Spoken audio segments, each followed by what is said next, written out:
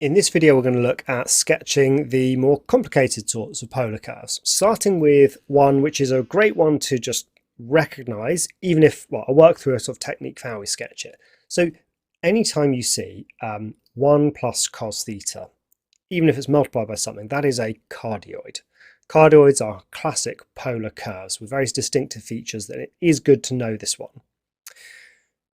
I'm going to show you the general way that we can sketch any curve, and it is a bit old school. It's basically creating a table of values from 0 to 2 pi and getting enough points until you feel like you know what's going on.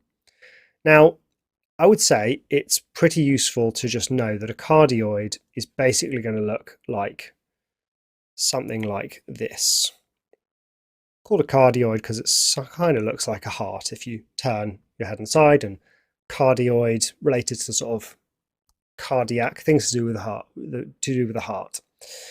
So that's basically what it looks like. But let's get the details. We just form a table with theta and r, and we want to pick a few theta values that take us from 0 to 2 pi. And it's basically just as many as you need to figure out roughly what's going on.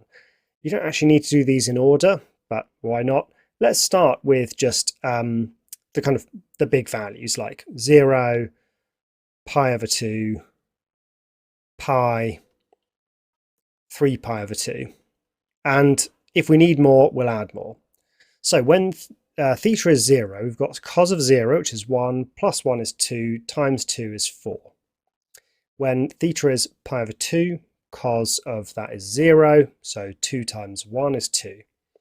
Cos of pi is minus 1, so 1 minus 1 is 0, so we've got 0. And then we've got cos of 3 pi over 2 is 0, so we get 2 again. Okay, so we could just plot those points. We've got 4, 0, and 2, and 2. Now, granted that doesn't give us, I mean, if we didn't already know it looked like this, that might be tricky to interpret. So we could chuck in a few more cases. Now, it's good to know when to sort of use shortcuts, and here's a good one.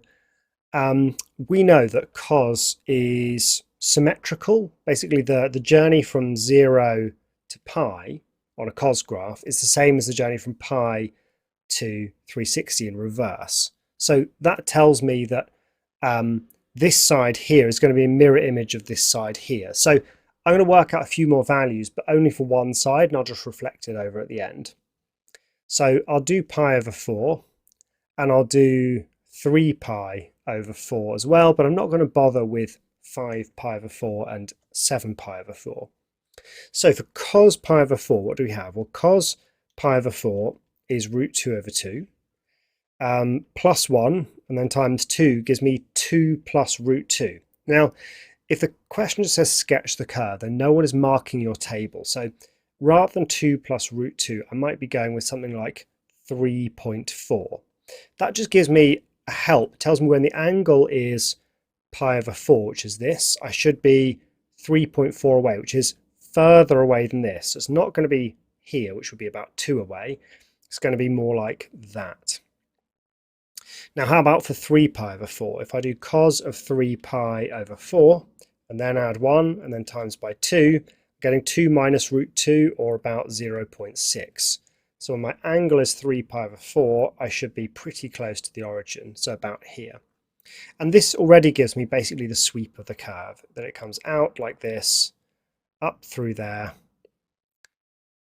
loops round and back, and it just does the same thing on the other side. So I can just basically reflect it like that.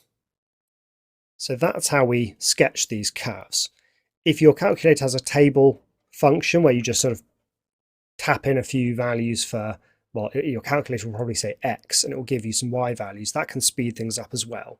But this is the process. If I needed to label this, I would be saying theta equals 0. This point here is 4, 2, 0, minus 2, and then, well, the rest we don't need to label. Okay, let's look at another example. So r equals 4a times 4 plus sine theta. So here we're going to have a sketch in terms of a, and that's fine. We can just I mean, effectively, you just imagine that a is 1, and then you just scale everything by a. Here's what I mean. If I create my table here for theta and r, well, let's just pick the same values again. So 0, pi over 2, pi, and 3 pi over 2. And I'll see if that might be enough. It might not be. Let's see. So sine of 0 is 0, plus 4 is 4, so we have 4a. Sine of pi over 2 is 1, so that's going to give me 1 plus 4 is 5, so that's 5a. Sine of pi is 0, so we're back to 4a, and sine of 3 pi over 2 is minus 1, giving me 3a. So is that enough information so far? Let's see. I've got 4a here. I'll just sort of imagine that's 4. Then I want 5 here, so it's going to be a little bit wider up here. And then when theta is pi, we've got 4 again, so that's here. And then 3a, so closer here.